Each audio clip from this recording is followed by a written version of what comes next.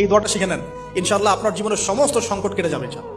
আমি নিজে ওই দোয়াটা বেশি বেশি করার চেষ্টা করি। দোয়াটা হচ্ছে, মুসা আলাইহিস সালাম একটা গাছের নিচে হেলান দিয়ে বসলেন, বসে দেখলেন দুজন মেয়ে দাঁড়িয়ে আছে দূরে, পানি নিতে পারছে না। লোকজন পানি নিয়ে যাচ্ছে, ওরা দাঁড়িয়ে আছে বেচারি। মুসা আলাইহিস সালাম গিয়ে বললেন, কি সমস্যা আপনাদের? এটা নিয়ে আপনারা আবার মেয়েদের সাথে কথা বলার চেষ্টা করেন। ঠিক আছে, তো মাহারাম গায়রা মাহারাম মেনে চলে। তারা বললেন যে আমাদের বাবা অনেক বৃদ্ধ মানুষ, আমরা পানি নিতে পারি না যতক্ষণ না আমাদের কম পানি নিয়ে চলে যায়।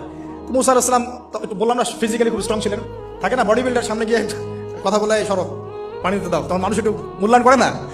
তো মুসা আলাইহিস সালাম এভাবে পানি নিয়ে দিলেন এবং বাছুরদেরকে পানি পান করালেন, করিয়ে গাছের নিচে এসে বসে আছেন।